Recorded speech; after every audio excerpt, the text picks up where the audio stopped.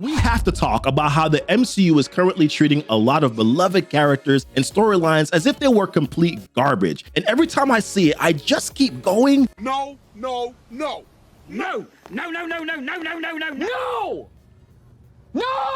After watching the Marvel Echo series, it's starting to feel like the MCU hates their characters. There's too many comic book inaccuracies, too many tweaks and changes that make no sense, and now we even have directors outrightly calling the comic characters lame. Welcome back to Keepin It Comic, I'm GoofyRhexxi. And today we're going to be looking at some of the characters that Marvel has treated terribly, how it fits into this overall MCU problem, and what we can do to fix it, because some things gotta give. Now, a lot of people don't know this, but one of the major reasons Kevin Feige sought to make the MCU or a superhero franchise of interconnected stories was because the movie studios who had the film rights to the Marvel comics and the characters were never loyal to the source material. There was a time when Feige would go from film set to film set as a consultant for Marvel Studios, pleading and begging these film studios to stick to the source material and follow the original storylines, and no one cared to listen. He said, and I quote, "We suggested, but they didn't listen. We didn't have control. I hated that." And if you're familiar with the superhero stories pre-MCU, as a comic book fan, you'll understand his frustration. The Fantastic Four movies of the early 2000s and the remake in 2015 had a lot of comic inaccuracies. The Hulk movie in 2003, I mean, that was just a dialogue fest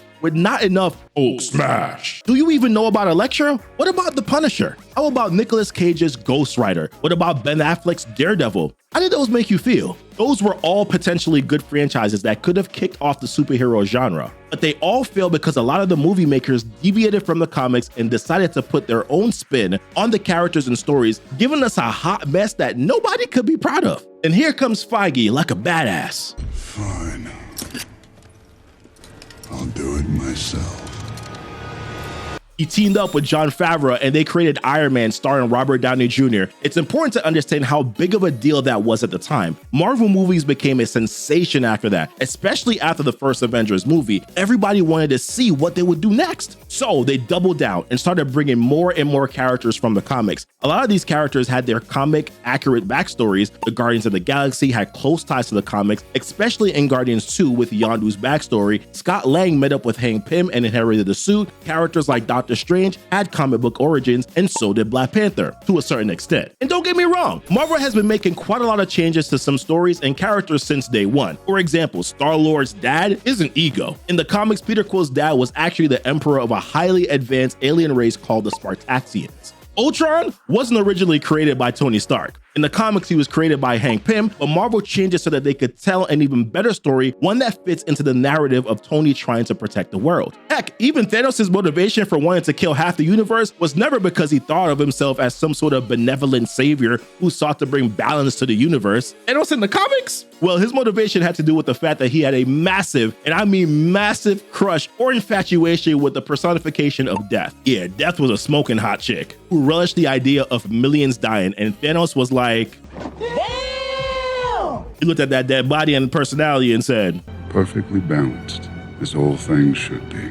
So Thanos went out to conquer the universe and unalive as many people to please death. I'm sure you can see how this would have made a lot of us cringe if Thanos had the same motivations as his comic book counterpart. Although I'd be lying if I said I wouldn't have enjoyed seeing Thanos be all lovey-dovey with death. Also, if you're enjoying this video, be sure to hit that subscribe button. We're trying to get back up here to 1,000 subscribers, and we need all the help that we can get from you guys. So hit that subscribe button so we can keep bringing you these crazy videos. Perhaps one of the most notable changes that Marvel made from the comics was the Civil War arc, when they made it seem like it was due to Wanda's mistake in Avengers Operation and Lagos and the events of Avengers 2, which led them to critically evaluating their positions as heroes. In the comics, it started because a different set of heroes messed up and the world governments decided superheroes needed oversight, which caused a contention between members of the Avengers. Trust me, that thing was a brutal battle. And the Civil War movie was kind of watered down if I'm being honest, but it still made sense that the movies made these changes. I could also bring up the Mandarin from Iron Man 3, but that was kind of fixed in Shang-Chi, so I guess we're moving on from that. Although I would have preferred seeing the original Mandarin from the comics fighting our beloved Iron Man, because after all, no one escapes the Mandarin. Now, when it comes to the way the MCU is structured these days, it seems like they don't even like their characters and their comic origins anymore. They stray so far, and I mean far away from it, that it feels like they're creating entirely new characters. And if I'm being truthful, it all started with one of their first movies in Phase 4, Black Widow. Now, Black Widow's origins were somewhat similar to the comics, but that's not what a lot of us have contention with. It was what they did to Taskmaster. Marvel turned one of the deadliest assassins from the comics with an incredible superpower and nuanced backstory and turned him into a zombie with no real motivation. I was so disappointed when I saw it. If you know anything about the real Taskmaster from the comics, you'd be disappointed as well. Jason Masters is the iconic dude with photographic reflexes who could copy literally any move or feat he saw with his own eyes, and I mean anything, which eventually made him a mercenary. But Marvel decided to do Taskmaster like how Fox did Deadpool in the X-Men Origins. And once again, I was like,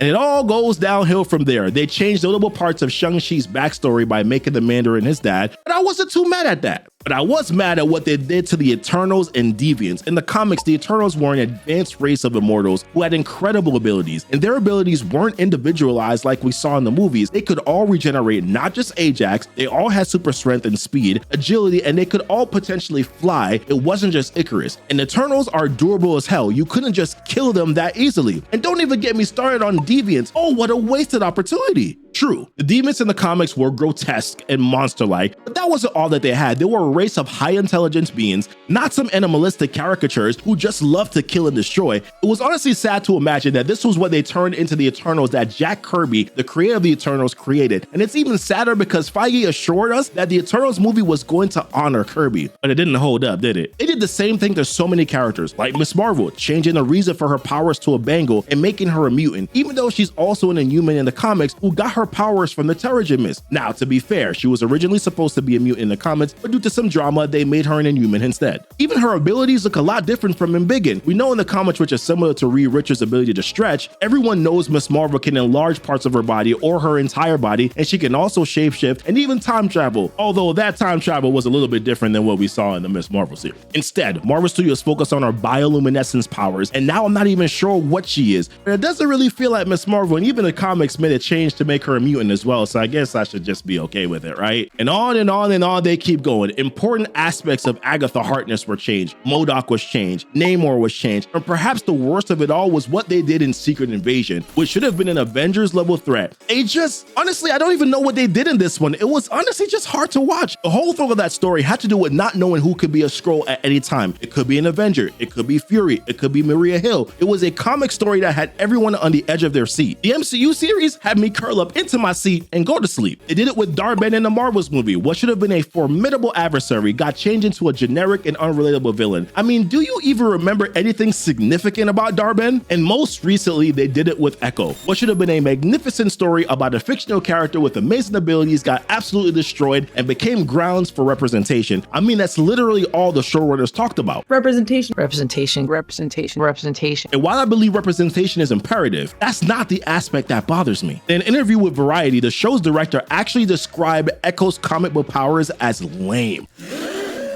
Oh my God. Even Kevin Feige had to admit that Echo was unreleasable when he saw the samples after filming, leading to various reshoots and re-editing, cutting the episode from the proposed 9 to 5 episodes and dropping all the episodes in one day, and it's still bomb. In the comics, Echo has photographic reflexes where she can perfectly duplicate any physical movement or action she sees by only watching it one time. She could copy fighting styles like how she copied Daredevil's and Bullseye's. She even copied Bruce Lee, Jackie Chan, and Jet Li's moves. She became an expert marksman by watching Bullseye. She learned acrobatics from watching Daredevil. She even learned how to fly a plane by just watching Tony Stark. But nope, we couldn't get that story. Instead, we got a few circles in her hand that look like the heart of Tefiti from Moana. By the way, there is no disrespect to the Choctaw Nation. I thought that was absolutely cool. But they could have added that and then also stuck to the true essence of the character. The powers that the MCU gave her should have been an additive, not taken away from the original story. Because the highlight here is that even though Echo is deaf, that she's truly amazing. And if you're deaf, you can be amazing too. By leaning into your other senses and just being a badass. But I digress, because through it all, it seems like the studio and the people they employ don't even believe in the comic backstories or the abilities of the characters that they're handling. So they have to make drastic changes to characters to fit in today's times. It's all about representation. And I don't even mind representation. Continue to represent all the communities as you can, but for crying out loud, have some respect for the source material. It's all kind of ironic because this is exactly what the big movie studios used to do with these characters before the MCU, when they had no respect for the rich history or the details that made the characters tick, the details that fans already fell in love with. They just did whatever they liked, and look how that's going. And while I don't fully agree with a lot of these takes, I think the best way for Marvel to fix things is to simply go back to trusting the comic book. There's a reason why these characters are famous in the first place. It's because they worked. It already appealed to a demographic, and that demographic is just dying to see those stories and personalities in the big screen. You honestly don't have to throw away good storytelling for the sake of inclusivity. It just doesn't work. The market has shown it time and time again. You can be inclusive, which I think is very important, and still tell a good story. Stick to what you're good at, Marvel. Stick to the comic book. Stick to the stories and the characters that we know and love. That's who you are, and that's what you're supposed to do. And please, stop employing people who have no respect for the source material to direct the movies. Stop employing people who openly use words like lame and boring to describe characters that they're supposed to be showcasing. It's annoying, to say the least. So let me know what you think about the MCU characters and their treatment. How do you think that they can fix it? Be sure to check out our videos here on Echo, where I go deep into what I loved about this series and what I didn't love. Like and subscribe to the channel. Check out our links that are down below in the description. And as always, guys, thanks so much for kicking it with Keepin It Comic.